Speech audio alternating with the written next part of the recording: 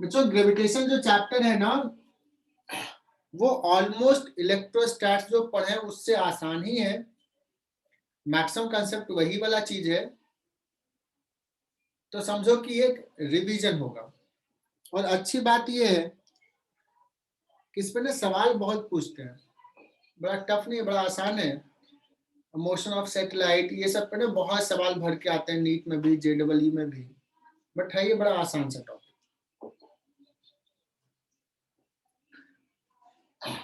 तो हम लोग थ्योरी में कुछ टाइम बचा सकते हैं बिकॉज अभी भी इलेक्ट्रोस्टैट्स पढ़े, सो रिवीजन होगा बच्चों इसका।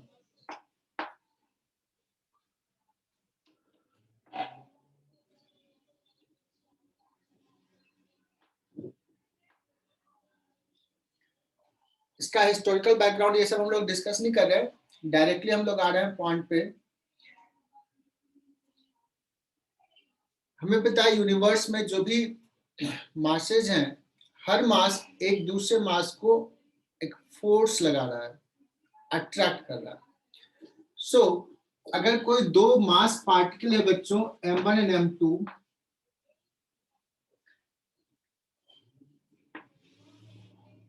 so there is a attractive force between the two, और ये किसने बताया था?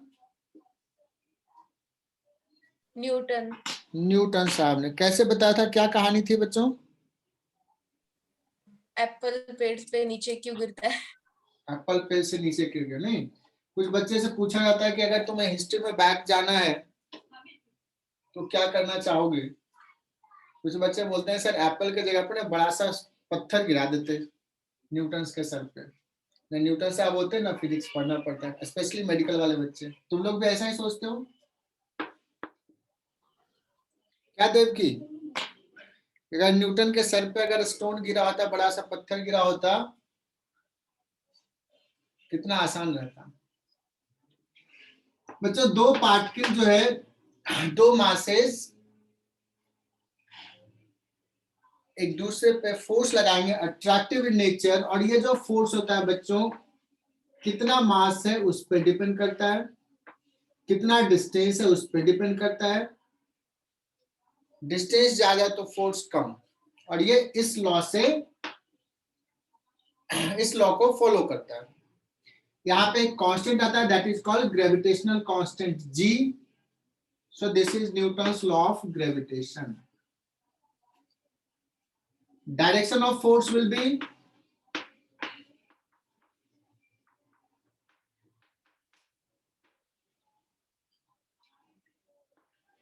along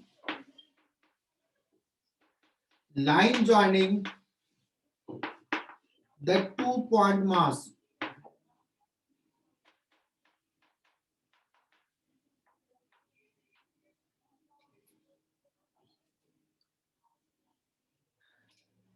And the force is attractive in nature. मैंने कहा इलेक्ट्रोस्टैट्स से आसान क्यों है, बिकॉज इलेक्ट्रोस्टैट्स में दो टाइप के होते थे, एक पॉजिटिव चार्ज, एक नेगेटिव चार्ज। सो यहाँ पे वेरिएशन ज्यादा था, यहाँ पे वेरिएशन कम है। तन्मय भाई अगर म्यूट कर लो तो बड़ा आसान होगा। तन्मय यस, सॉरी सर। कोई बात।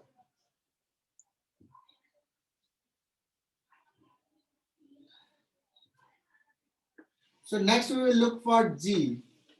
G is universal constant.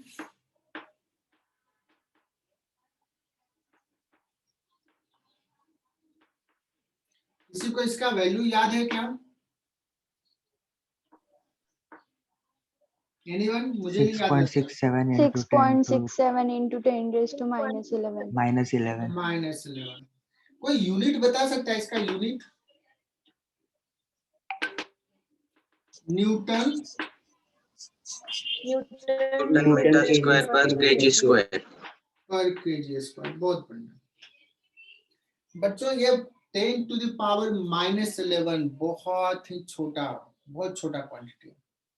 That means practically हम लोग ना ये फोर्स को ऑब्जर्व नहीं कर पाते अगर मास से छोटा है। The gravitational force becomes appreciable.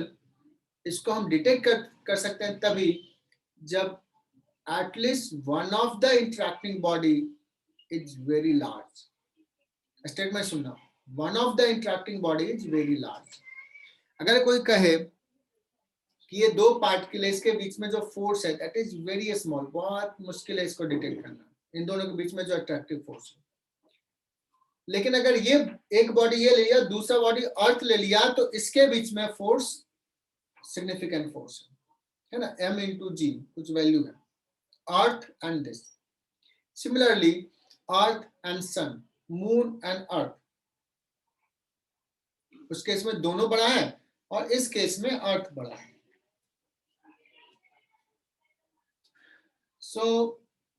और हमेशा अट्रैक्टिव में लगेगा, ये तो है ही बेटा।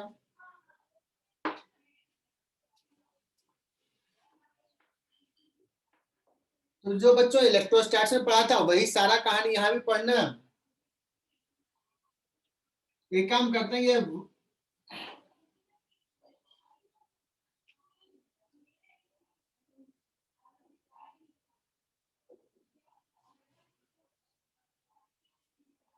Suppose m1 is equal to ले लिया 3 kg, m2 is equal to ले लिया सपोज 1 kg, और ये 1 मीटर से सेपरेटेड है। What will be the force, can you calculate? और g का वैल्यू रफली ले लो 6.67 को कितना लिख सकते हैं रफली बच्चों? 20/3 हो सकता है क्या?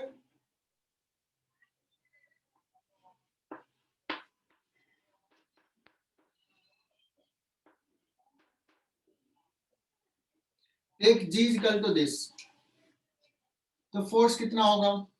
कोई बच्चा कैलकुलेट करके बताओ, दुनिया का सबसे आसान सवाल।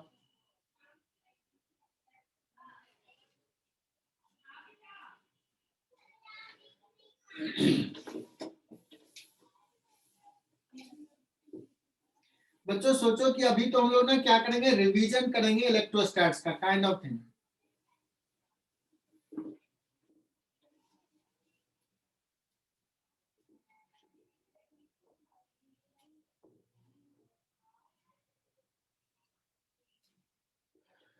क्या करना है यार, 20 force is equal to 20 into 10 raised to minus 11. 20/3 into G 10 to the power -11।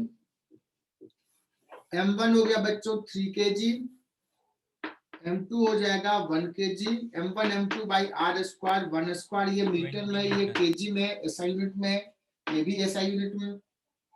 तो क्या हो गया 20 into 10 to the power -11 Newton, which is very very small force, -11 बहुत छोटा है।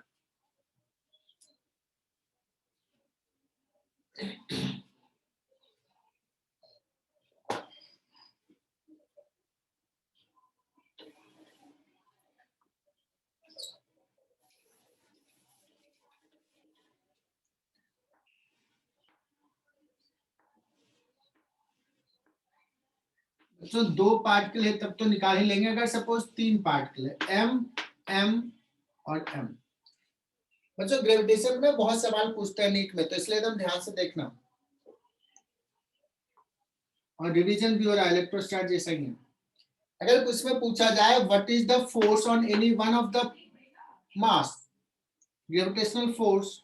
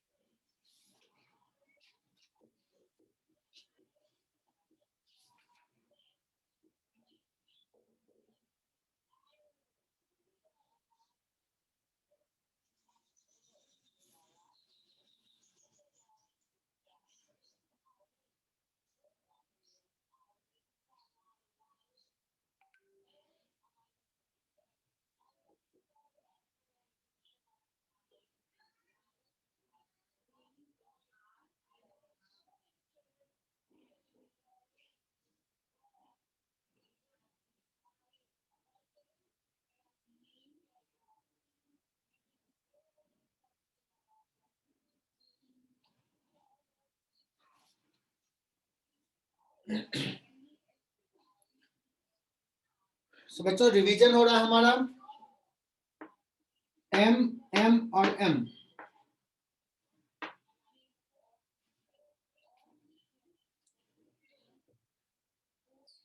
और ये सब एकदम आसान आराम से होना चाहिए बच्चों, अगर नहीं हो रहा है तो बड़ा दिक्कत है।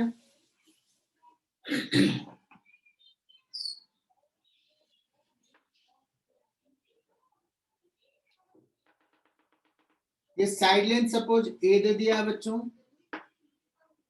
अगर ये सपोज F1 है, this will also be F1, this angle is theta which is 30 degree, क्योंकि टोटल एंगल 60 डिग्री है।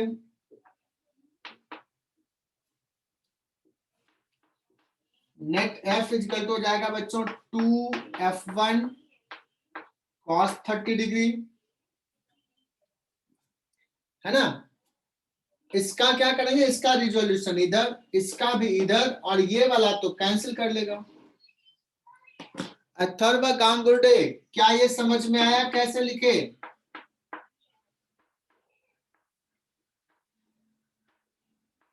अथर्व,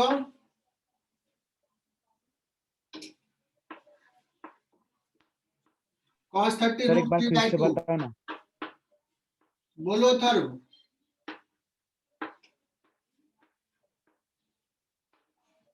अभी तो जो पूछेगा उसको डांट भी लगेगा अगर नहीं समझ में आ रहा है, पहले डांटेंगे उसके बाद बताएंगे। सर मेरे को समझ में आया, एक बार वापस बताओ ना कैसे निकाला। हाँ यश, क्या नहीं समझ में आया बोलो। वो 2F1 cos थीटा मतलब कहा। हाँ, तुम्हें पहले तो ये बताओ कि यश तू तो 11th में नहीं ज्वाइन कर, तुम्हारे लिए माफ है, तुझे बता सकता हूँ। ये बताना मुझे, लेकिन ये सारी चीजें मैं पहले भी बताया, तुम ध्यान नहीं देते हो। अगर एक वेक्टर है ए, ये एंगल है theta, do you know this कि ए का इधर कंपोनेंट कितना होता है?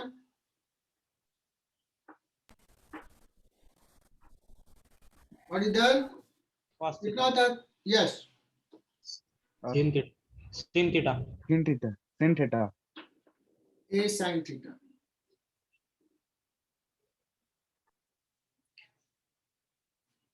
सो अभी देखो यहां से ये एंगल 30 डिग्री है, तो F1 का इधर कंपोनेंट हो जाएगा F1, जिससे एंगल है cos।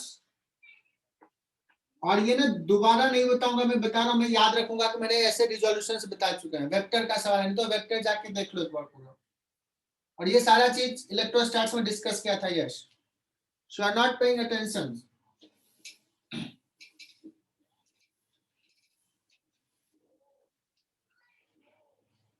तो F1 का इधर कंपोनेंट हो जाएगा F1 cos 30, इसका भी इधर हो जाएगा F1 cos 30, और इसका इधर हो जाएगा F1 sin 30, इसका भी इधर हो जाएगा। ये दोनों क्या कर लेगा, कैंसिल, इधर हो जाएगा। कितना हो जाएगा, 2F1 cos 30। Is it clear?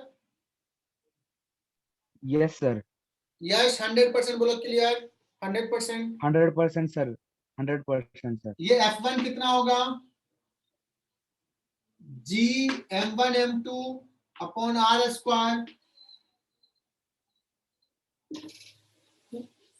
है ना। हाँ सर।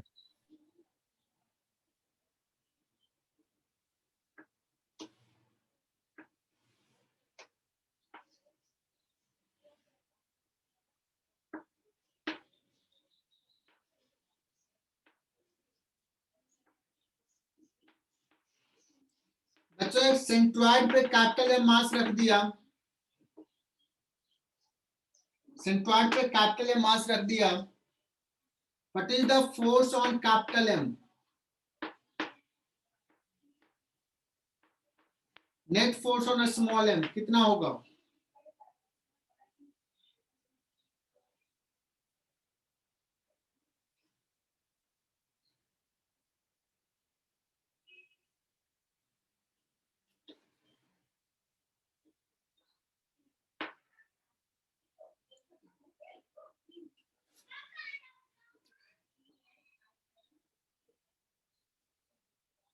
सो कैपिटल एम पे बच्चों नेट फोर्स 0 हो जाएगा, बिकॉज ये इधर लगाएगा, ये इधर लगाएगा, 3 इक्वल फोर्स 120 120 120 पे, तो नेट फोर्स 0। बच्चों अगर पूछ दिया जाए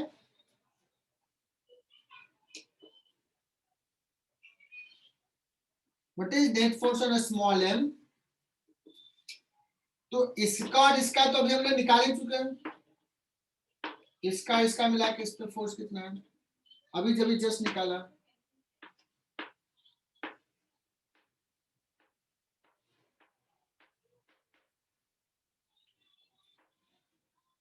कैपिटल एम भी बच्चों इधर ही लगाएगा, तो G capital M small m upon, मुझे लगता है कि 100-150 बार तो मैंने बताया ही है कि व्हाट इज दिस डिस्टेंस। देखो लोकेशा भी भूल गई होगी, लोकेशा ये डिस्टेंस कितना आता है? A by root 3. अरे याद है तुझे, तो सिंसियर बच्चे की a by root 3।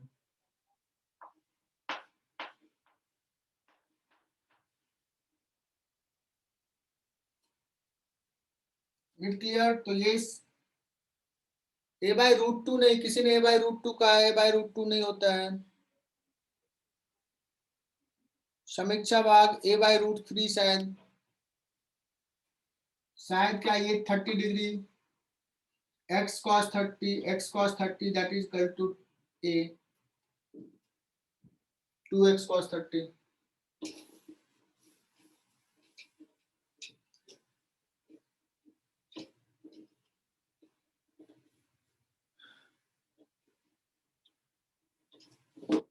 बच्चों अब एक सवाल है, एचसी वर्मा में दिए हैं,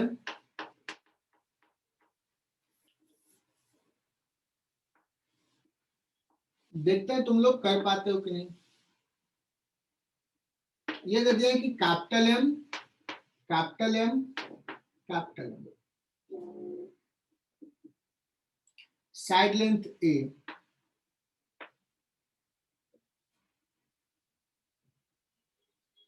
और एक मास स्मॉल एम का यहां पे है।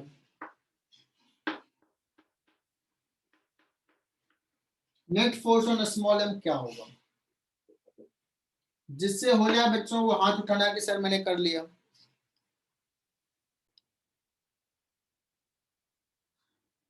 बच्चों कितना सिंपल सा सवाल पूछा है, यहाँ पे मास है, नेट फोर्स निकालना है, इसका और इसका मिला के तो नेट फोर्स क्या हो जाएगा? 0, बचा सिर्फ ये, इसका कितना फोर्स हो जाएगा? ये डिस्टेंस, ये निकालना है बच्चों, सिर्फ इसका force. So G capital M small M by R square, ये बच्चों एंगल है 60 degree. So this is a sin 60,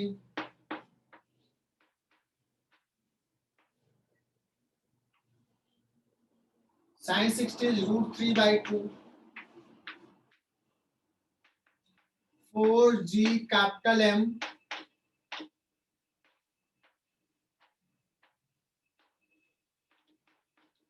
तो इससे आसान क्या सवाल होगा यार?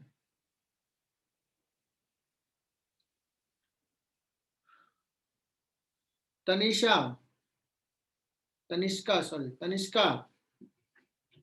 क्या टफ सवाल था ये?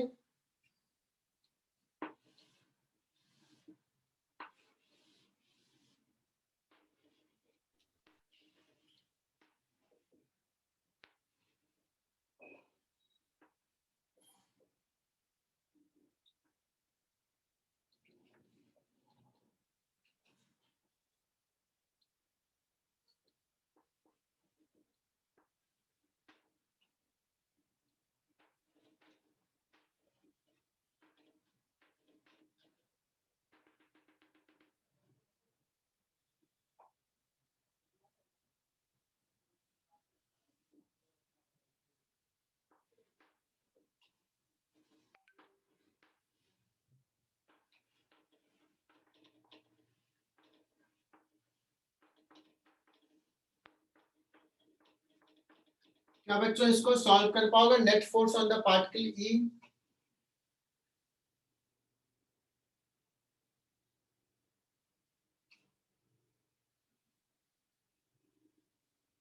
वेक्टर का समेशन है बच्चों। अब यहां पे देखो तो इसका और ये मिड पॉइंट पे है, इसका और इसका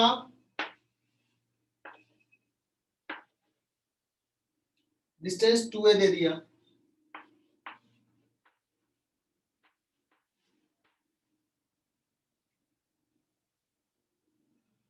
इस पे नेट फोर्स इसका इसका 0 हो जाएगा, इसका आ जाएगा बच्चों कितना, इसका इधर, इसका भी इधर। If this angle is theta, ये बच्चों suppose F1, net force on the particle E that is equal to 2F1। Yash क्या पूछते हैं, बताना क्या हो जाएगा, 2F1 साइन थीटा या कॉस थीटा?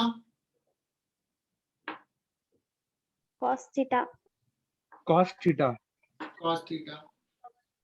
2F1 कितना लिखेंगे बच्चों, F1 is G m² upon what is the distance, ये a² plus 2a², √5a/2। √5a का तो स्क्वायर करेंगे तो 5a² हो गया, G m1 m2 upon r²। What is cos theta, cos theta is base upon hypotenuse 2a upon √5a, so 4G m² upon 5√5a²।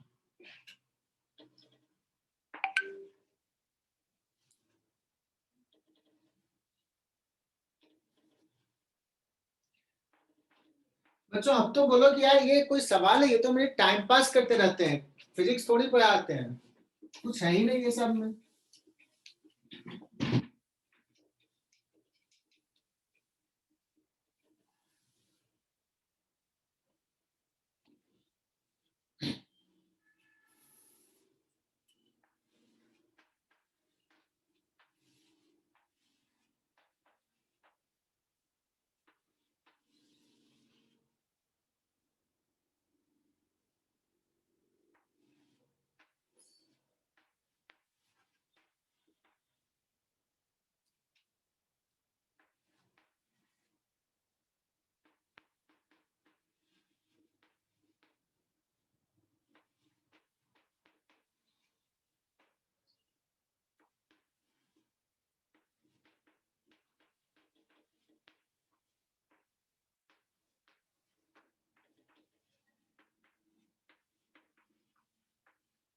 अच्छा अगर मैंने कह दिया find x1 so that it will experience zero force, हमने ये इलेक्ट्रोस्टैट में भी कराया था, can you derive by yourself, क्या हो जाएगा इसमें?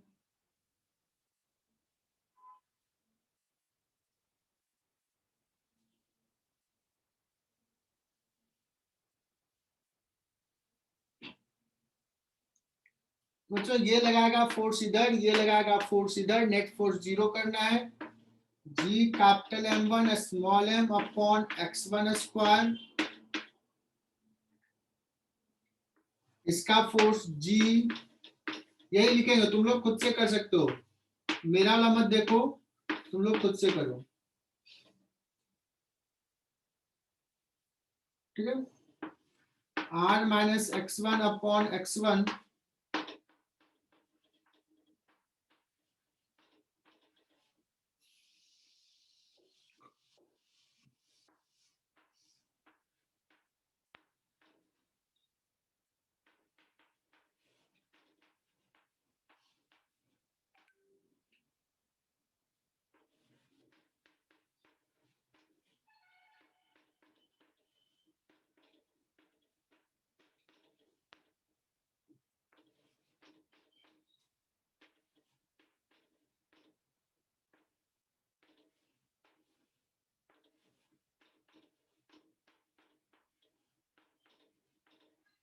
जिस भी फॉर्मेट में याद रखना है याद रख लो।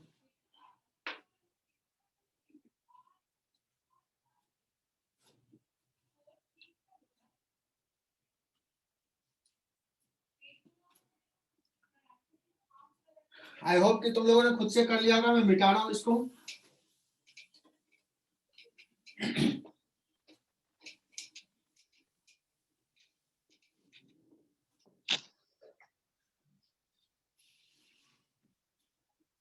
तो अभी तक जो हमने डिस्कस किया ना, डिस्क्रीट पार्ट कर लिया। सपोज कंटिन्यूअस मास हो,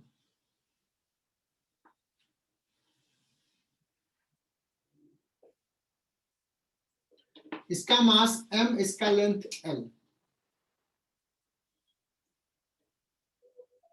और एक मास है m, small m।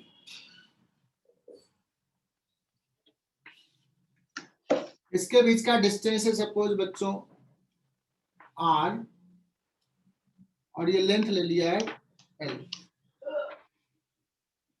Find the force between the two. थोड़ा सा इंटीग्रेशन आएगा।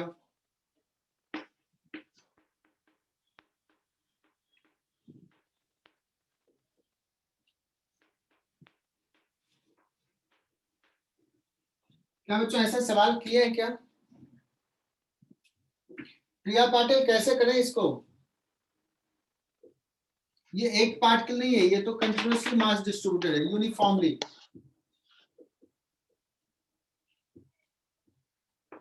Any help? वो बॉडी को पॉइंट मास अज्यूम करके।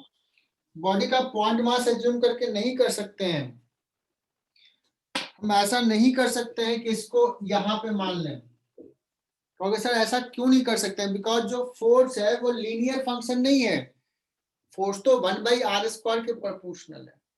अगर r के प्रोपोर्शनल होता, लीनियर होता, तो हम ऐसा कर सकते थे। क्लियर? यस। सो क्या करना पड़ेगा? छोटा सा एलिमेंट लेना पड़ेगा। इसका मास बच्चों सपोज dm है। ऐसा ही चार्ज में भी करते हैं। x डिस्टेंस पे dx लेंथ का। सो कंसीडर एन एलिमेंट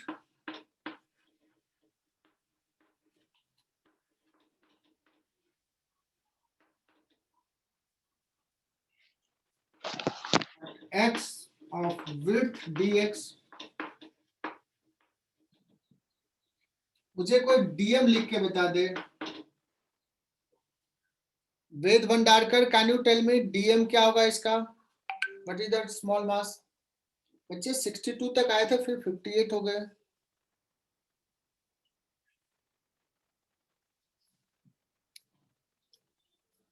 देखते हैं ऑप्शन कौन कौन सा है।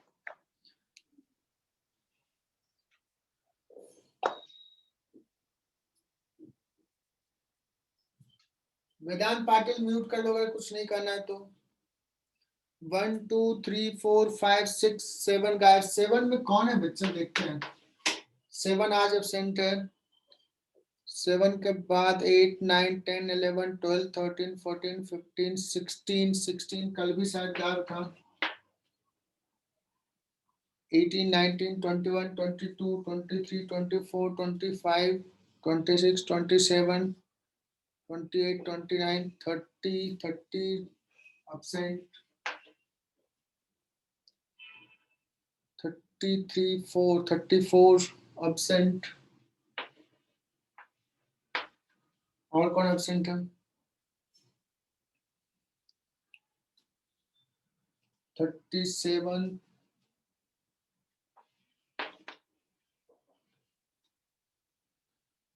41 2 3 4 5 6 7 47 absent है।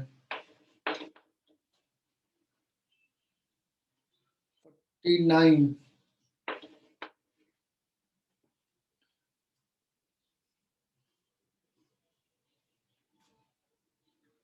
54 .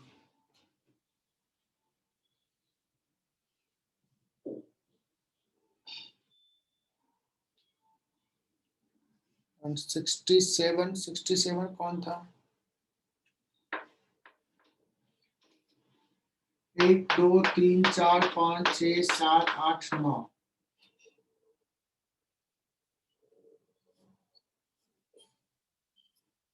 11 बच्चे आने चाहिए। और कौन छूटा?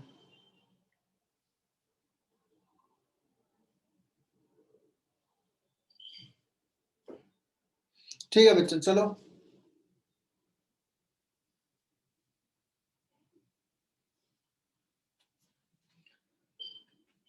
डीएम लिख लिया होगा बच्चों। यूनिट लेंथ का मास कितना है? m/l यूनिट लेंथ का मास। इसका मास कितना है? dx। तुम लोग भी परेशान रहते हो। What is the force df on this particle? g dm m/l into dx into a small m, थोड़ा अरेंज करके लिख लिया, डिवाइड बाय एक्स स्क्वायर।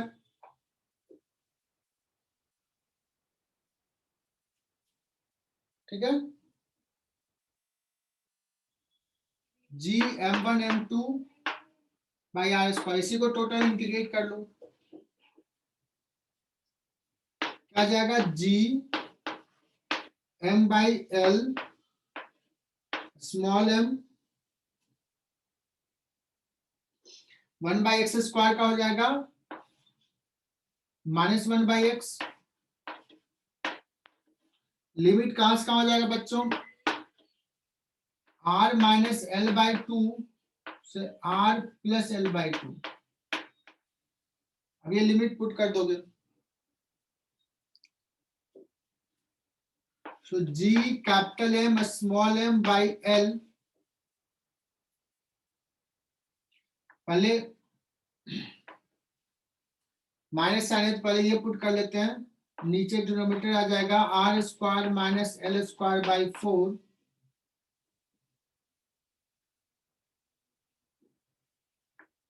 ठीक है ना?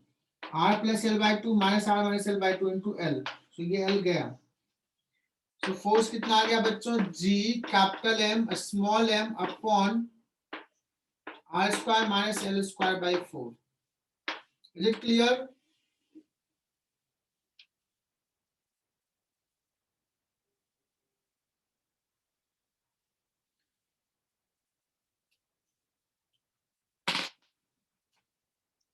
अच्छा बताना, अगर suppose this L is very small compare to R, इसको नेग्लेक्ट करेंगे तो G m1 m2 by R square हो जाएगा, अदरवाइज ऐसा आएगा। अगर सोचो कि किसी ने कहा है कि अभी इसके बीच में फोर्स सपोज F1 है और बाद में इसको कंप्रेस करके यहां प्लेस कर दिया सेंटर ऑफ मास पे, तो फोर्स F2 है। कौन बड़ा है बच्चों F1 F2 में? बात समझना जो प्रिया पाटिल ने बताई कि सर इसको ना मास मान लो यहाँ पे और तब फोर्स निकालो, तो उस केस में F1 है और अभी फोर्स है F2। नहीं, किसको क्या कहा बता रहा हूं, मैं भी कंफ्यूज हो गया। मैं ऐसे बोलता हूं स्मॉल m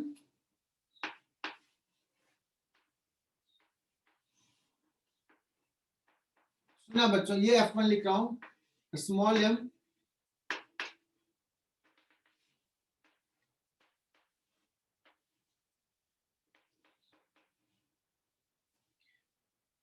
F1 है रॉड पे और इसको कंप्रेस करके यही पॉइंट मास बना दिया, सेम डिस्टेंस पे रखा। तो F2 कौन बड़ा है?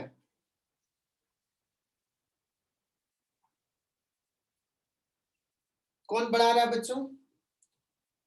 F2 F2 बड़ा है। F1 नहीं F1 F1 F1 बड़ा है बच्चों, डिनोमिनेटर छोटा है ना।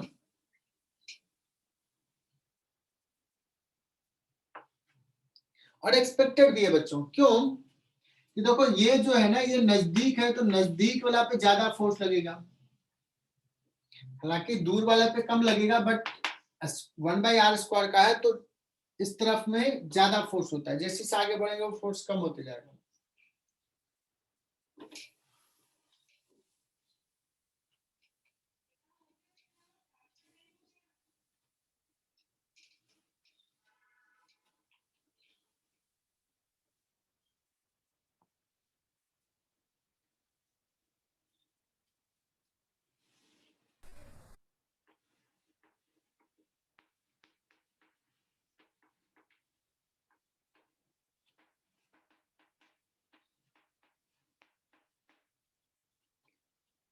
अच्छा अब हम लोग फोर्स देख लिए, लेकिन इसको फोर्स की जगह पे हम लोग देखेंगे क्या पढ़ेंगे, ग्रेविटेशनल फील्ड।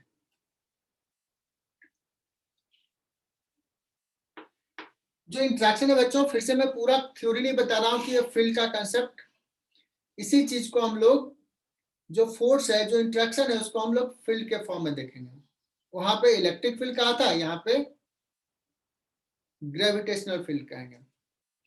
सो एक मास जो है अपने प्रेजेंस के कारण हर पॉइंट पे सराउंडिंग में कुछ चेंज लाया, कहते हैं कि वो ग्रेविटेशनल फील्ड क्रिएट किया, और सराउंडिंग में कोई मास है तो यहाँ का फील्ड इस मास पे फोर्स लगाता है।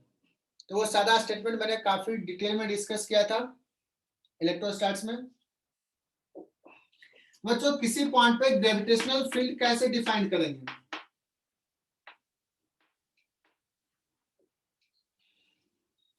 अगर बच्चों कहेंगे कि m मास है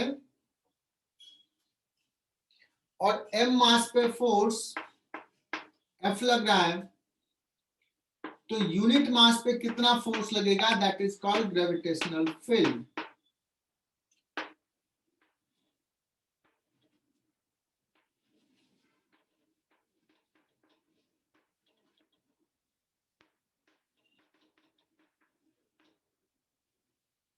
बच्चों अगर पॉइंट मास से r डिस्टेंस पे फील्ड निकालना है, how to find field?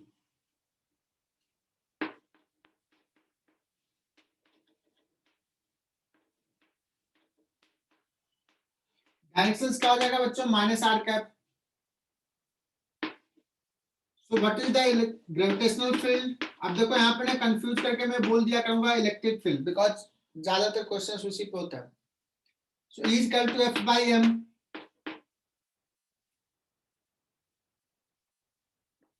G capital M by R square minus R cap.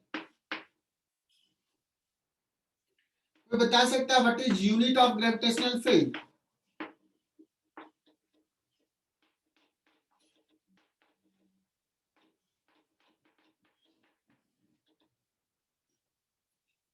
कहीं कहीं पे G लिख देते हैं, EG, बट बार बार लिखने से बचने के लिए सिंपली यही लिखा करूंगा मैं। What is unit of gravitational field, कौन बताएगा? सर श्रीनिवास जोशी। श्रीनिवास जोशी क्या होगा unit of gravitational field? Shrinivas सुन पा रहे हो? न्यूटन पर मीटर। श्रीनिवास शायद नहीं बताया आंसर। सिद्धि पाटिल,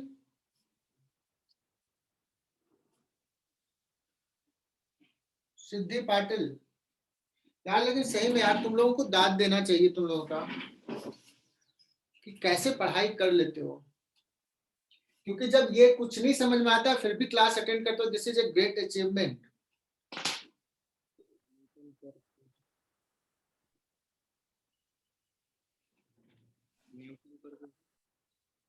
सिद्धि पाटिल नहीं सुने। विशाखा आहिरे, देखते हैं कितने बच्चों ने मैसेज किया, तब तक 7 बच्चों ने मैसेज किया है। मैसेज करने वालों में से रोहित, आयुष, पल्लवी, जानवी, यश पाटिल, प्रथमेश। यार मैं तो मस्ती के लिए पूछता हूँ, कुछ बच्चे इसमें गलत भी करना शुरू कर दिए। लोकेशन न्यूटन पर, लोकेशन न्यूटन क्या हो जाएगा, न्यूटन पर केजी। यस, नताशा ने आंसर की। यार फोर्स बाय मास है यार, न्यूटन पर केजी। मानसी परदेशी गलत जवाब दे देती, शायद टाइपिंग मिस्टेक हुआ था। न्यूटन पर केजी। श्रीनिवास वहां बैठा ही नहीं होगा एक्चुअली, वो मूवी भी देख रहा होगा। प्रथमेश कौन सी मूवी देखता है ये?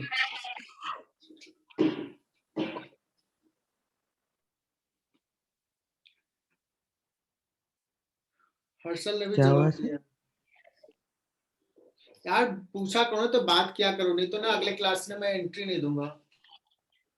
सर आवाज नहीं आ रहा। नहीं, तुमसे नहीं पूछ रहा हूँ,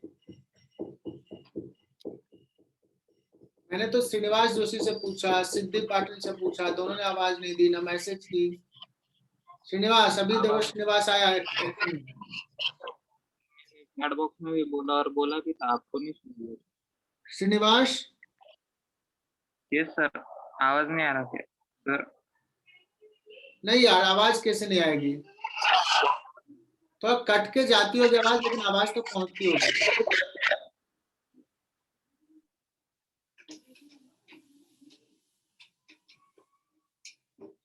चलो बच्चों, ग्रेविटेशनल फील्ड डेफिनेशन आ गया, आगे बढ़ते हैं, रिकॉर्डिंग भी हो रहा।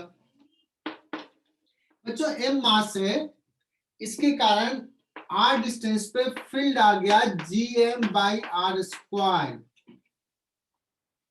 ठीक है ना? सो कोई मुझे बताएगा क्या? देखो ये आसान क्यों है? इलेक्ट्रोस्टैट्स में क्या था? पॉजिटिव चार्ज नेगेटिव चार्ज था। यहाँ पे क्या है? सिर्फ और सिर्फ एक ही टाइप का मास है, इसलिए आसान है। अगर मैं कहूं कि m और m, बच्चों दोनों के बीच का सेपरेशन है 2a, और मैं इस पॉइंट पे पूछूं what is the gravitational field, ये C पॉइंट है जिसका डिस्टेंस है a यहां से, what is the gravitational field at C point? Can you tell मी?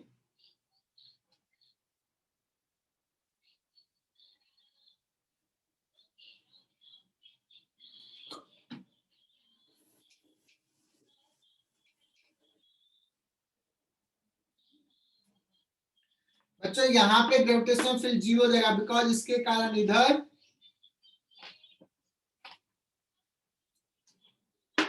और इसके कारण इधर, इस पॉइंट पे बच्चों इसके कारण भी इधर और इसके कारण भी इधर, दोनों का मैग्नीट्यूड अलग होगा। तो gravitational field at point A will be equal to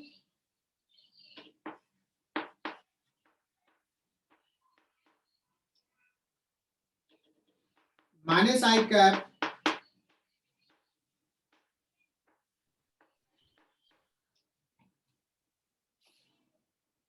Sharanya, ये तुमसे सॉल्व हो गया ना? शरण्या हीरे कनेक्टेड है क्या? Yes, sir. ये सॉल्व हुआ था तुमसे?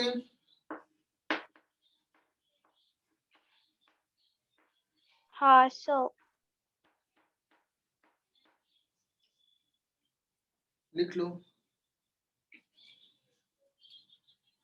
तो बच्चों ये सब टाइम पास कर रहे हैं, ये तुम्हें आता है, पहले से रिवीजन हो रहा है।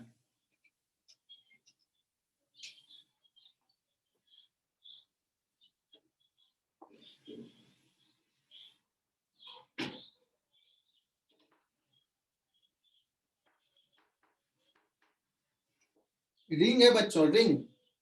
What is the gravitational field at the centre? Uniform ring है, you will say that 0.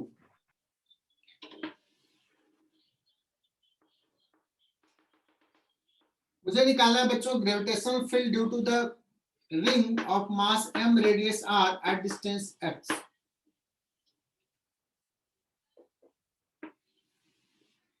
बच्चों इसके कारण फील्ड इधर होगा, यहाँ पे छोटा सा मास लेंगे। If you consider the same time इसके कारण फील्ड यहाँ पे, तो ये इधर होगा। और हमने कहा था ये थीटा है, तो एक्चुअली कौन सा कंपोनेंट हमें ऐड करना है? d cos theta.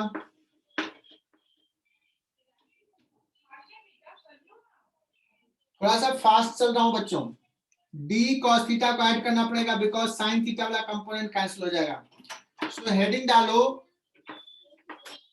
Gravitational field, gravitational field eight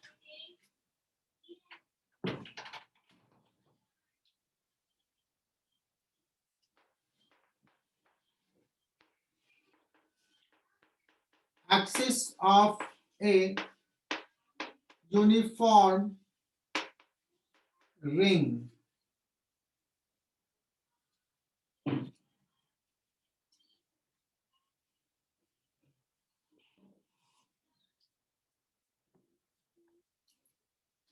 तो एकदम इलेक्ट्रोस्टैट्स और ग्रेविटेशन दोनों स्ट्रॉन्ग हो जाना चाहिए। छोटा सा मास यहाँ पे डीएम लिया, डी लिखेंगे डीई, कैपिटल जी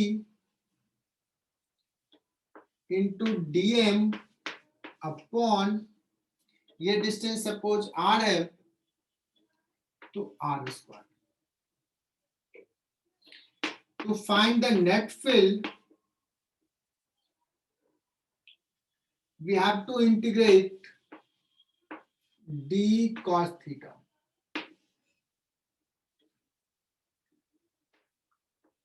G dm cos theta upon r square.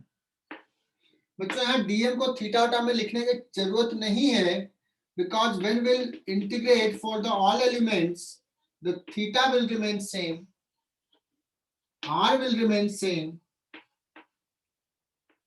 So g dm का इंटीग्रेशन हो जाएगा बच्चों m cos theta by r square. Theta की जगह पर अगर x के टर्म में लिखना है e, चलो यहां तक लिखो, उसको x के टर्म में खुद से लिखना।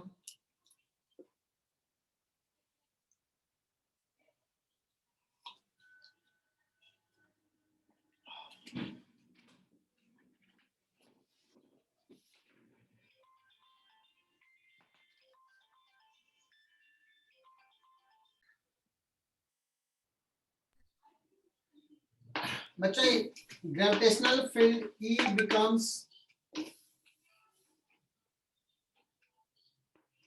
G कैपिटल M अपॉन, पहले ना ऐसे लिख लेता हूं, cos theta, what is cos theta, x upon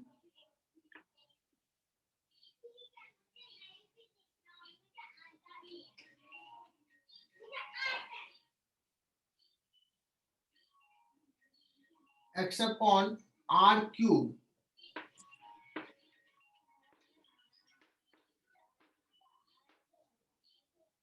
r तुम्हारा बच्चों capital R square plus x square to the power 3/2।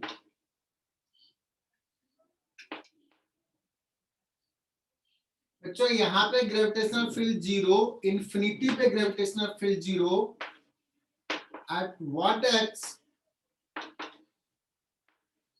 E will be maximum, similar concept, ये ऐसा हम लोग पढ़ चुके हैं। देखते हैं किसी को याद है कि नहीं। किसका नाम लो? ओंकार बोडके। ओंकार,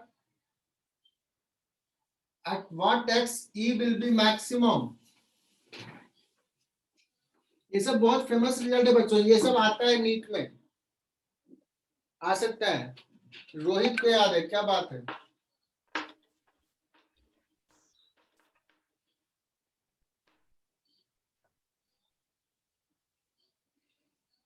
बहुत बढ़िया, r/√2 पे मैक्सिमम होगा बच्चों।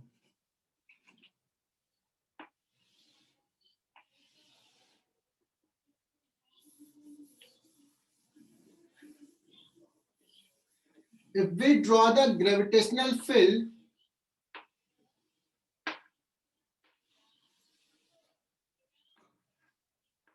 E को इस एक्सिस पर रखा, x को इस एक्सिस पर रखा, पोजीशन वर्सेस दिस, कैसा होगा electric field versus this.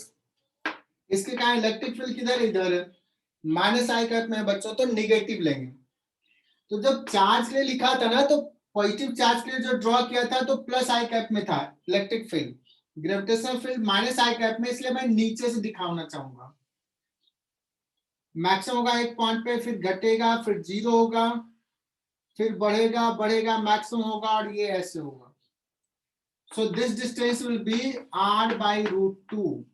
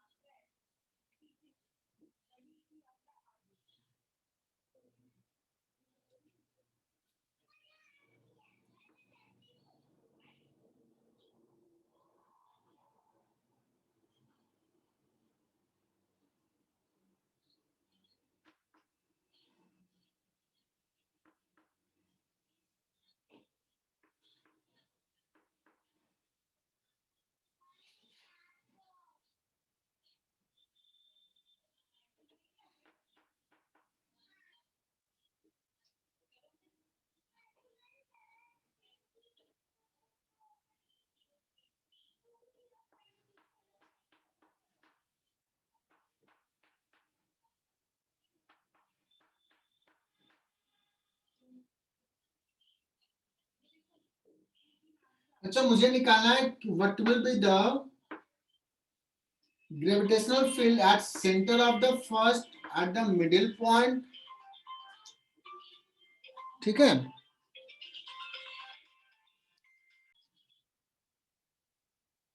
I hope कि निकाल लिए होगे. और तुम लोग एक चीज देखना तो बच्चों, क्या ऐसा होता है क्या,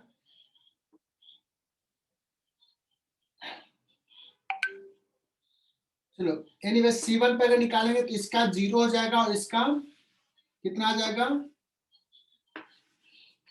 ये डिस्टेंस भी r, ये डिस्टेंस भी r, तो ये हो जाएगा √2r. ठीक है ना. C1 equal to G capital M into x, x के जगह पे हो गया बच्चों r अपॉन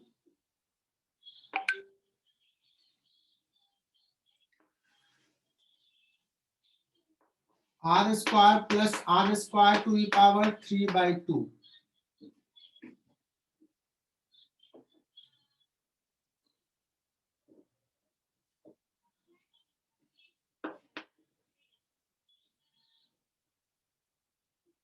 तो gm बाई 2√2r स्क्वायर. सही लिखा क्या. और सिमिलरली इसके कारण करोगे, इसके कारण क्या हो जाएगा यहाँ पे r/2 पे, इसके कारण फील्ड इधर, इसके कारण फील्ड इधर, तो नेट फील्ड 0.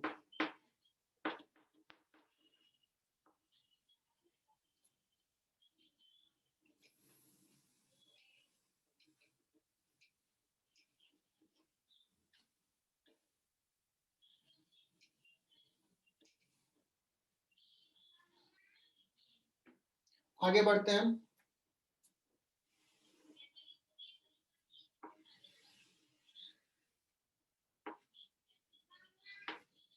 बच्चों बताना ग्रेविटेशनल फील्ड,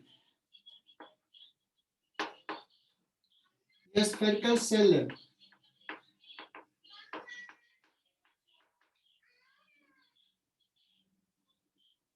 मैं नहीं बता रहा, तुम लोग खुद बताओगे कि what will happen to this for a small r greater than capital R. What is the field here? कौन बताएगा. महक मोदी. महक तुम एब्सेंट थी ना अभी. अच्छा नहीं, 18% थी.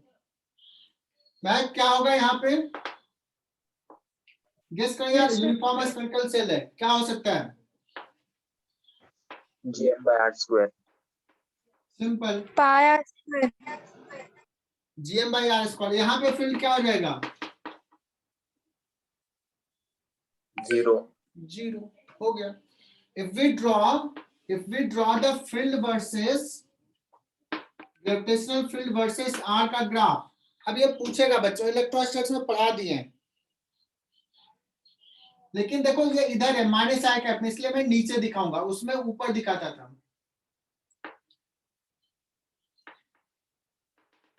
तो इसके पहले तक 0 है कैपिटल आर तक, कैपिटल आर के बाद घट रहा। ये डॉटेड लाइन है बच्चों, डॉटेड लाइन। फिर ऐसा है ये, फिर ये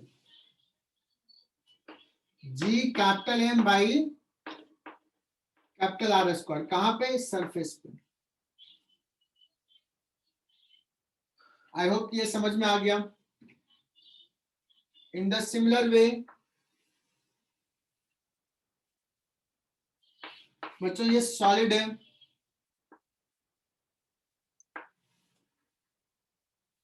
for outside point you can guess location क्या होगा आउटसाइड पॉइंट के लिए?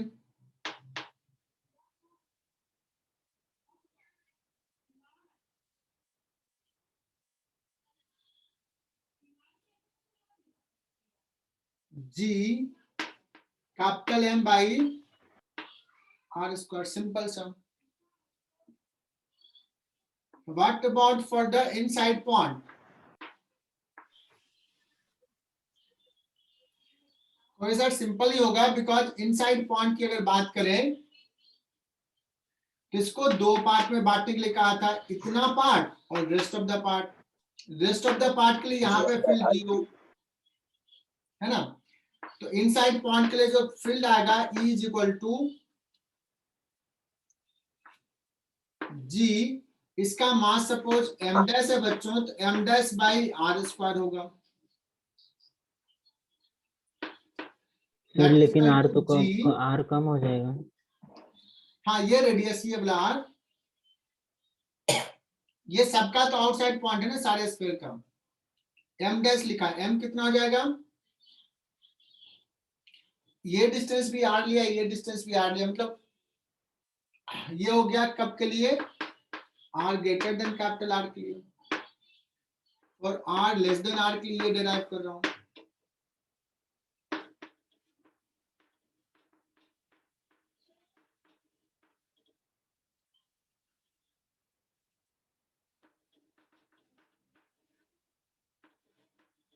m डैश बच्चों ऐसे लिखेंगे, GM by R cube. ये 4π/3 4π/3 चला जाएगा।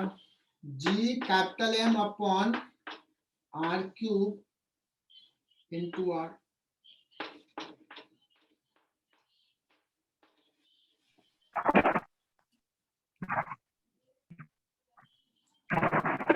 समझ में आ गया ये?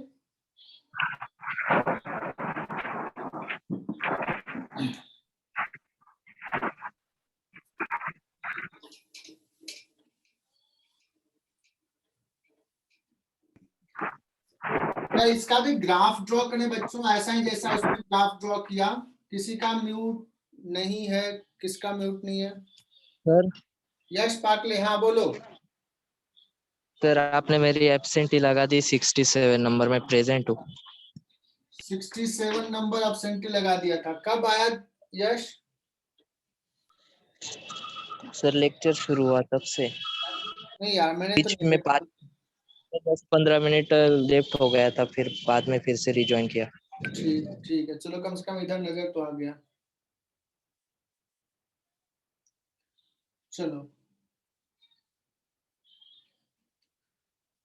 सो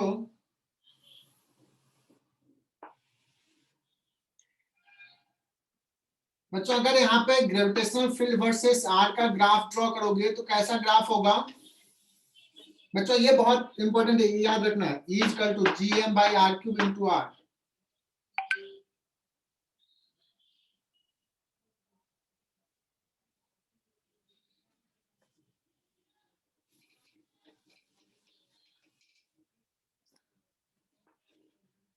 तो चूंकि निगेटिव है बच्चों, तो ऐसा रहेगा, पहले ऐसा प्रोपोर्शनल एंड देन फिर ऐसा।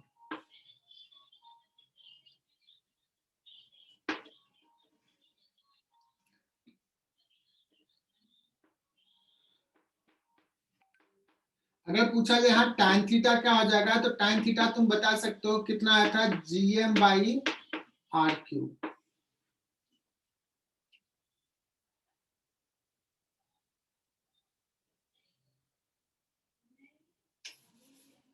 ठीक है,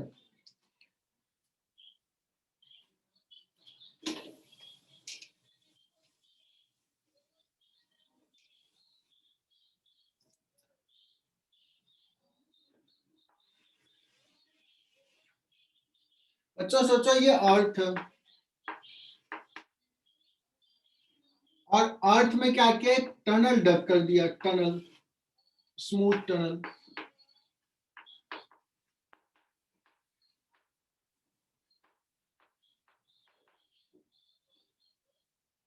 और एक पार्टिकल को यहां से गिरा दिया,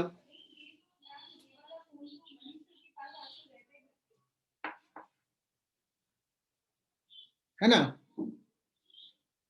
so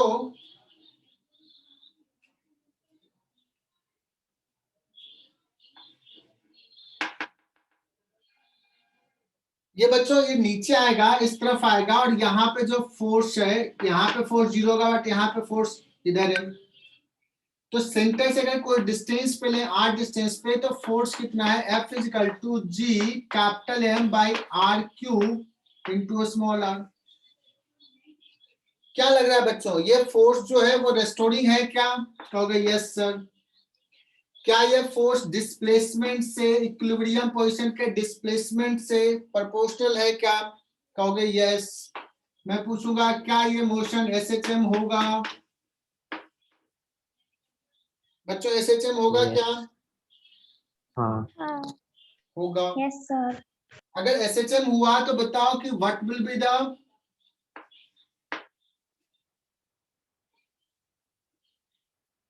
what will be omega square.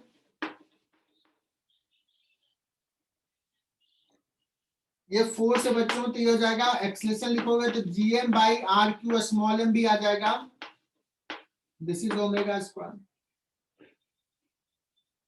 Sorry small m इधर आएगा ना। So if you need to find time period, you can find the time period.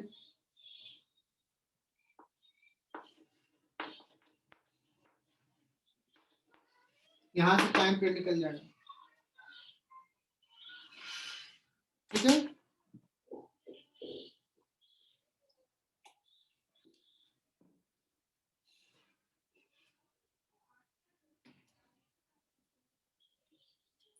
अगर बच्चों यहाँ से टाइम पीरियड निकल गया, पूछा कि यहाँ पे अगर रिलीज किया है, इसका टाइम पीरियड T है, तो ये सेंटर पे कितने टाइम पे क्रॉस करेगा, when it will cross centre.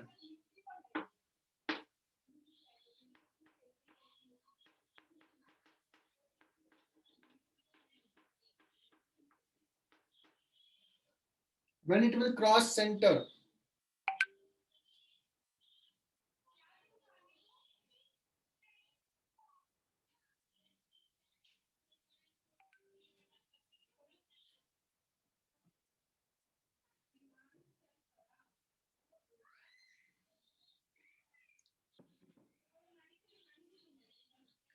Time period T है, तो बच्चों ये T/4 हो जाएगा, isn't it, capital T/4, T/4, T/4, T/4, T/4।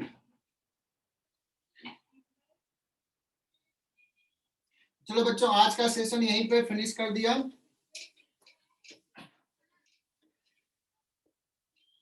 तो फील्ड में कुछ ज्यादा नहीं है बच्चों, बचा हुआ जो है फील्ड में, देखो स्फेरिकल सेल हम लोग जैसा वहां पढ़े थे वैसा ही यहाँ पे है। नेक्स्ट में विल डिस्कस पोटेंशियल, और अर्थ का जो ग्रेविटेशनल फील्ड है उसमें थोड़ा सा हम लोग हाइट के साथ ग्रेविटेशनल फील्ड का वेरिएशन, उसी को जी बोलते हैं एक्चुअली, ग्रेविटेशनल एक्सेलरेशन। तो वेरिएशन ऑफ जी हम लोग डिस्कस करेंगे, then we will move to the potential, और पोटेंशियल के बाद हम लोग मोशन ऑफ सैटेलाइट डिस्कस करेंगे। तो नेक्स्ट क्लास बच्चों पोटेंशियल हम लोग फिनिश कर देंगे, मोशन ऑफ सैटेलाइट फिनिश कर देंगे। सो ओनली 3 lectures या maximum 4 lectures required for the theory, 1 lecture for the discussion, ठीक है ना, मैक्सिमम 4 to 5 लेक्चर्स में फिनिश हो जाएगा चैप्टर। क्लियर?